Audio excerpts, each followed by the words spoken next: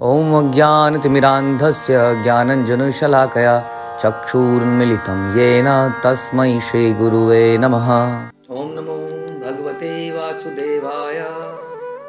ॐ नमो भगवते वासुदेवाय।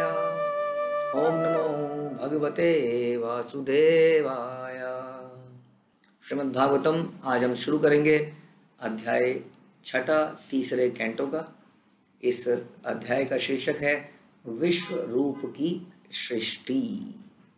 विश्व रूप या जिसको हम विराट रूप भी कहते हैं, यूनिवर्सल फॉर्म, इसके बारे में हमने भगवद गीता में सुना है। अध्याय 11 में उस विराट रूप को हमने एक प्रकार से देखा है गीता के श्लोकों से, तो उसके बारे में हम सुनते हैं। क्योंकि विदुर जी का प्रश्न था मैत्री ऋषि से, भगवान कैसे विराट रूप लेते हैं, जगत का निर्माण कैसे करते हैं। तो इसके पहले हमने सुना कि अलग अलग तत्व आते हैं, ये सारे तत्व मिलके महातत्व से तत्व निकलते हैं, वैरायटी बनती है, और फिर देवता आते हैं और देवता भगवान से प्रार्थना कर रहे हैं कि हे भगवान हमें आशीर्वाद दीजिए कि हम आपकी सेवा में अपनी शक्तियों का इस्तेमाल करें।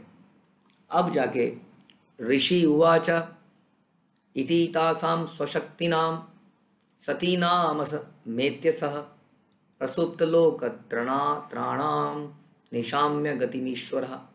मैत्री ऋषि ने कहा, इस तरह भगवान ने महत तत्व जैसी अपनी शक्तियों के संयोग न होने के कारण विश्व के गति प्रगतिशील सृजनात्मक कार्यकलापों के निलंबन के विषय में सुना। हिंदी अच्छी नहीं है तो समझ में नहीं आएगा कोई भी। निलंबन, डिलेड। तो क्या होता है कि सारा महत्त्व है, सारी चीज़ें वहाँ पर हैं, अपनी जगह पर हैं। जैसे कि फॉर एग्जांपल आपको मैंने कहानी सुनाई थी एक बार कि जो न्यूटन है, न्यूटन क्या कहते हैं, अपने एक मित्र को शॉर्ट में बताते हैं। उन्होंने एक प्लानिटरी सिस्टम बनाया था जो कि चल रहा था। सारे ग्रह बनाए थे, सारे ग्रह सन के अराउंड घूम रहे थे। तो वो देख के उनका दोस्त बड़ा प्रभावित हो गया कि यार Newton, you are wonderful, you are genius, you are excellent, आपने ये इतना बढ़िया मॉडल बना दिया सोलर सिस्टम का। तो न्यूटन कहते हैं मैंने नहीं बनाया, मैंने तो सारा सामान रख दिया था। रात को एक बड़ा बूम भड़ाका हुआ, बिग बैंग।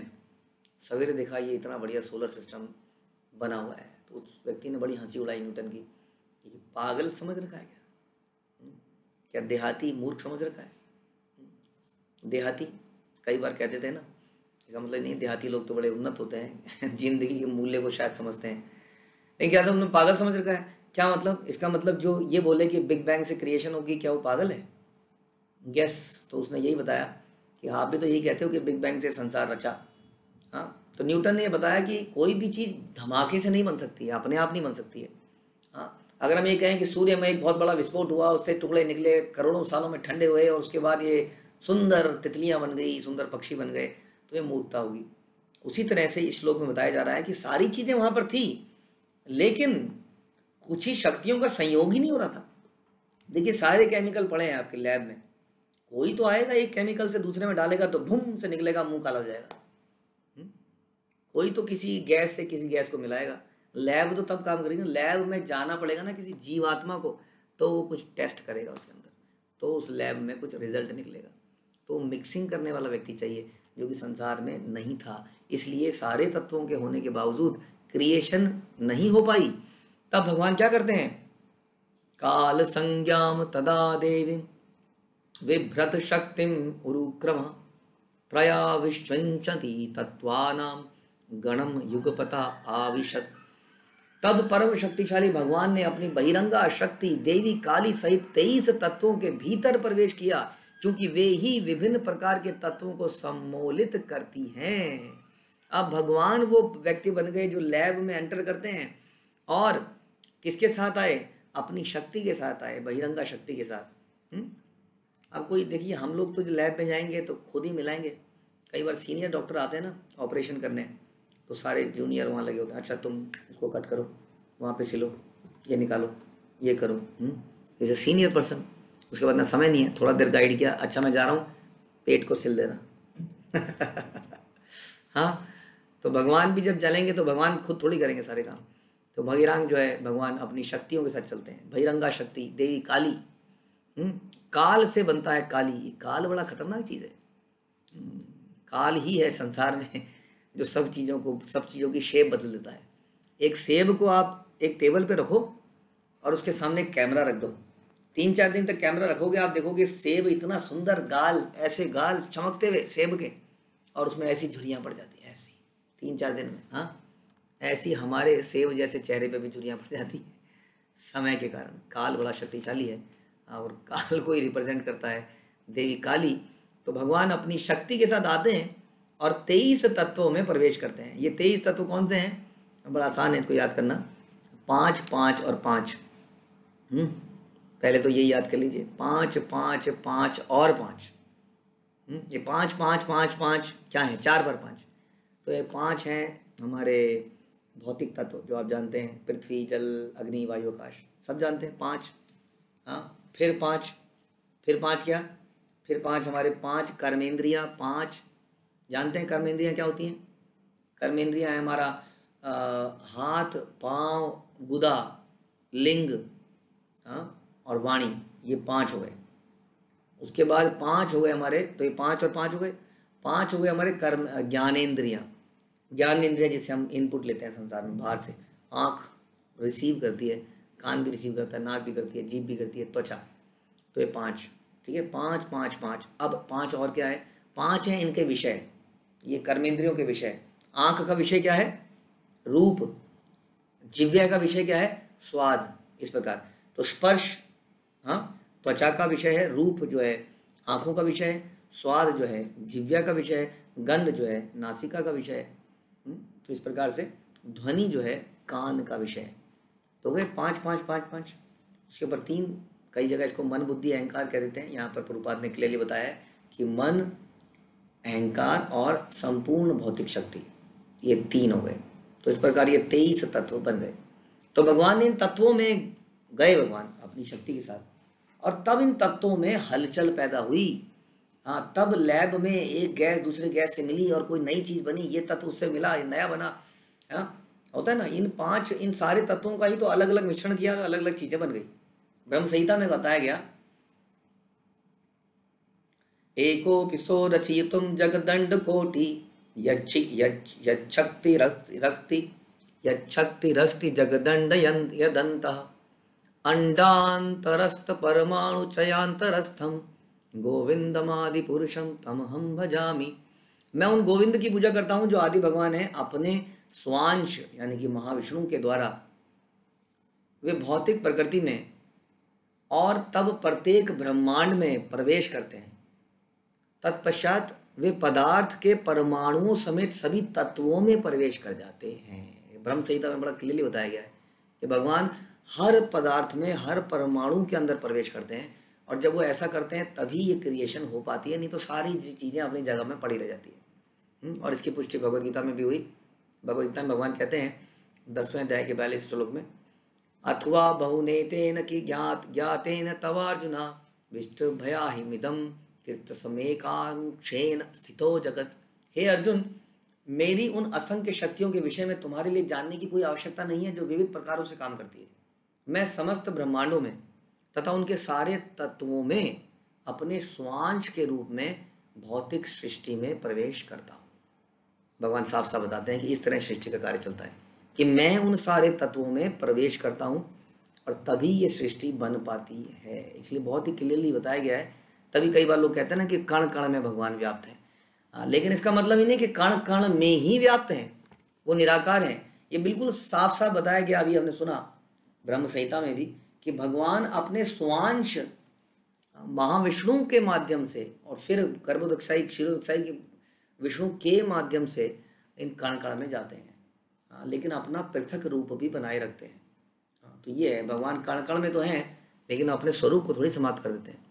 तो इस प्रकार से इन दोनों श्लोकों से क्लियर होता है किस प्रकार से भगवान ने इस सृष्टि के अंदर एंटर किया, तब ये सृष्टि ने रूप लिया। जैसा हमने डिस्कस किया कि कोई भी चीज़ अपने आप से नहीं बन जाती।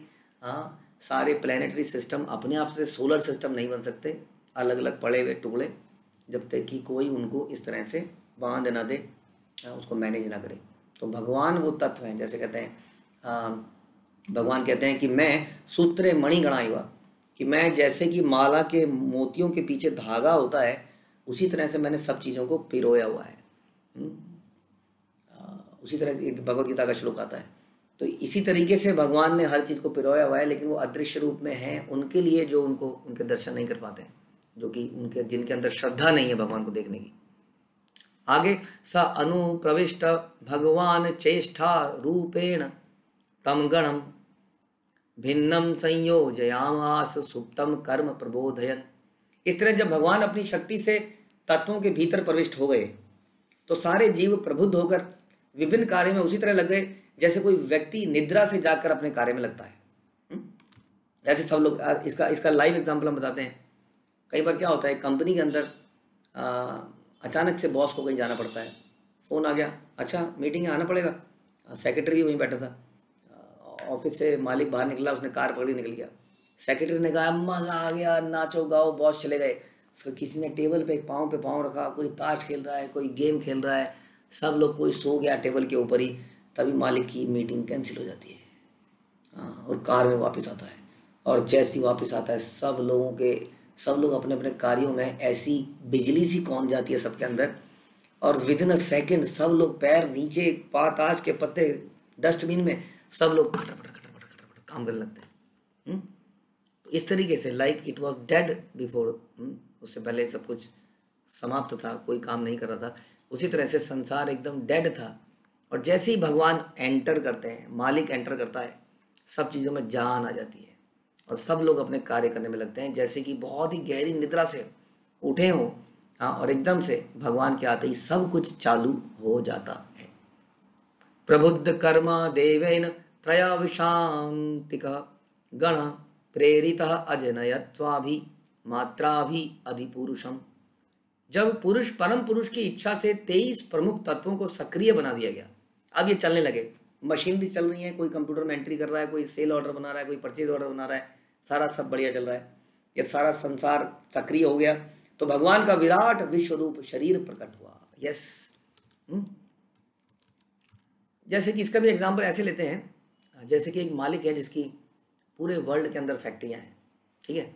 एक फैक्ट्री उसकी आयरलैंड में, एक फैक्ट्री ऑस्ट्रेलिया में, एक फैक्ट्री यूरोप में है। तो कई बार आपने देखा होगा एक वर्ल्ड मैप बनाया जाता है हमारी प्रेजेंस का, तो इस तरह से दिखता है वो, है ना, ऐसे जैसा भी जहाँ जहाँ उसकी प्रेजेंस है पूरे यूनिवर्स में। हाँ, तो क्या बन गया, एक तरह का विराट रूप बन गया। हाँ, कि ये कंपनी का मालिक, ये इसका विराट रूप है, क्योंकि इसका ऑफिस वहाँ है, वहाँ है, वहाँ है, वहाँ है, वहाँ है। डॉट्स, जॉइन द डॉट्स, सारे डॉट्स को ज्वाइन किया तो क्या बन गया, विराट रूप बन गया। लेकिन अगर कोई फैक्ट्री बंद हो जाती है तो वो डॉट हट गया। तो जैसे ही ये सारे संसार के लोग चालू हो गए, सारी मशीनरी चालू हो गई, संसार में सारी योनियों ने अपना अपना काम शुरू कर दिया, कि छिपकलियों ने कीड़े खाने शुरू कर दिए, कीड़ों ने गोबर खाना शुरू कर दिया, आदमी ने अपना काम शुरू कर दिया, पक्षियों ने अपना, सब तरफ चालू हो गया, तो ये विराट रूप खड़ा हो गया एक तरह से। अब ये विराट रूप है भगवान का, यही है, सारी सृष्टि ही भगवान का विराट रूप है, जो सारे जगत में अब दृश्य हो गई जैसे ही भगवान ने उसके अंदर एंटर किया। तो वो ये विराट रूप जो है नास्तिकों के लिए, जो भगवान को नहीं मानते हैं, उनके लिए बड़ा महत्वपूर्ण है, क्योंकि विराट रूप के माध्यम से ही भगवान को समझा जा सकता है। जैसे मैंने अभी एग्जाम्पल दिया आपको न्यूटन का, तो न्यूटन ने अपने नास्तिक दोस्त को आस्तिक बनाया अपने इस एग्जाम्पल से। ये भी तो विराट रूप का एग्जाम्पल था कि देखो इतना बड़ा सोलर सिस्टम कौन चला रहा है, ये कौन चित्रकार है, who is maintaining all this, do you know. छोटी सी रेड लाइट में एक आदमी खड़ा करना पड़ता है उसको मैनेज करने के लिए। Who is managing this light bomb, इतना बड़ा बॉम्ब, हाँ, खतरनाक बॉम्ब, इतने एक्सप्लोजन्स कर रहा है जो continuously, who is managing this.